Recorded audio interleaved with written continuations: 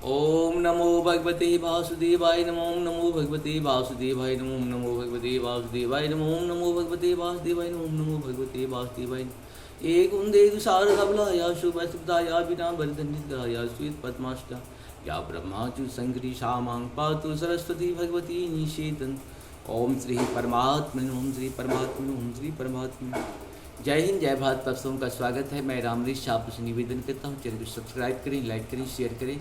सत्य के साथ, सनातन के साथ, धर्म के साथ, विचार के साथ, विवेक के साथ, बुद्धि के साथ, विश्वास के साथ, परंपरा के साथ, अपनों के साथ, परायों के साथ, विश्व के साथ, सनातन के साथ, सत्य के साथ, धर्म के साथ हमेशा खड़े रहें। धर्म एक था, एक है और एक ही रहेगा।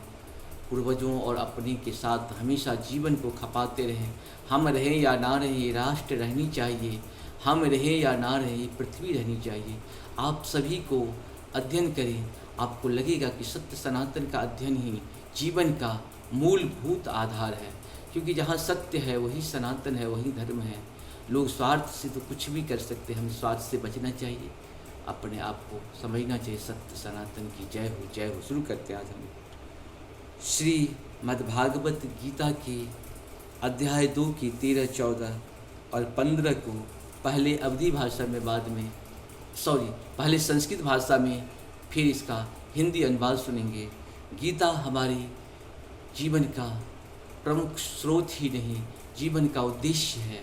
उद्देश्य ही नहीं, जीवन जीने की कला है गीता। इसे जरूर सुने, बार बार सुने, इस सब का लाभ उठाएं। जितनी बार आप गीता सुनेंगे उतनी बार आप नया नया चीज़ को सीखते चले जाएंगे।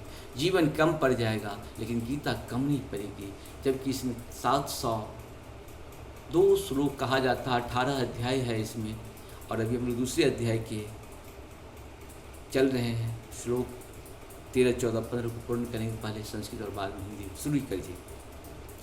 देहिनो अस्मिन्याथा देहे कामारं यौवनः जरा तथा देहांत प्राप्तिर्धीरस्तत्र न मुह्यते। अर्थात जिस प्रकार शरीरधारी आत्मा इस वर्तमान शरीर में बाल्यावस्था से तरुणावस्था में और फिर वृद्धावस्था में निरंतर अग्रसर होता रहता है, उसी प्रकार मृत्यु होने पर आत्मा दूसरे शरीर में चला जाता है।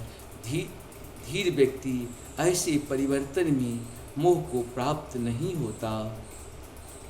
मात्रा अश्परास्तु कौन्तेय शीतोष्ण सुख दुःखस्ता आगमापयोनि अनित्या अस्तास्ति क्षमस्व भारत। अर्थात हे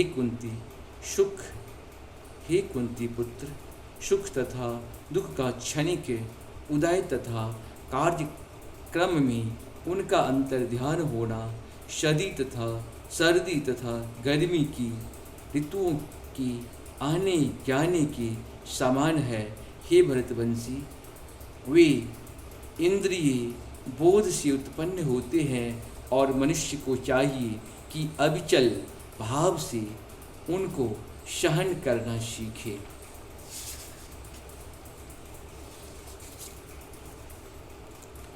यं हिंनाभ्यतस्त्यन्ते पुरुषर्भा शमः दुःख सुखं धीरं सो अमृत्याय कल्पते। अर्थात हे पुरुष श्रेष्ठ अर्जुन, जो पुरुष सुख तथा दुख में विचलित नहीं होता और इन दोनों में संभाव रखता है, वह निश्चय रूप से मुक्त के योग्य है।